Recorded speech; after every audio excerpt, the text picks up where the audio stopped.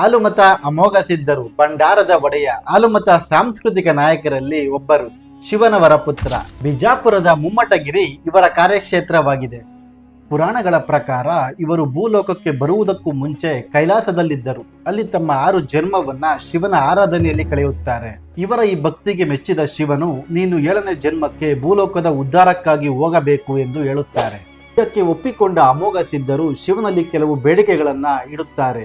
ಬೇಡಿಕೆಯ ಪಟ್ಟಿ ವಿಸ್ತಾರ ಮತ್ತು ವಿಭಿನ್ನ. ಹೋಮದ ಕಂಬಳಿ, ನೇಮದ ಬೆತ್ತ ಮುಂತಾದ ವಸ್ತ್ರಗಳ ಜೊತೆಗೆ ಭೂತಾಳ ಸಿದ್ಧ, ಅವಧೂತ ಸಿದ್ಧ, ಸೋಮಯ್ಯ, ಕಣ್ಣಪ್ಪ ಮುಂತಾದವರ ಜನ್ಮಗಳನ್ನ ಬೇಡುತ್ತಾರೆ. ಈ ಬೇಡಿಕೆಗಳನ್ನ ಪಡೆದುಕೊಂಡು ಗುರು ಸೋಮಲಿಂಗನೊಂದಿಗೆ ಮುಮ್ಮಟ್ಟಿ ಗುಡ್ಡಕ್ಕೆ ಬಂದು ನೆಲೆಸುತ್ತಾರೆ. ಮುಮ್ಮಟಗಿರಿ 3 ಮಡ್ಡಿಗಳನ್ನ ಹೊಂದಿರುವ ಕಾರಣಕ್ಕೆ ಈ ಹೆಸರು ಬಂದಿದೆ.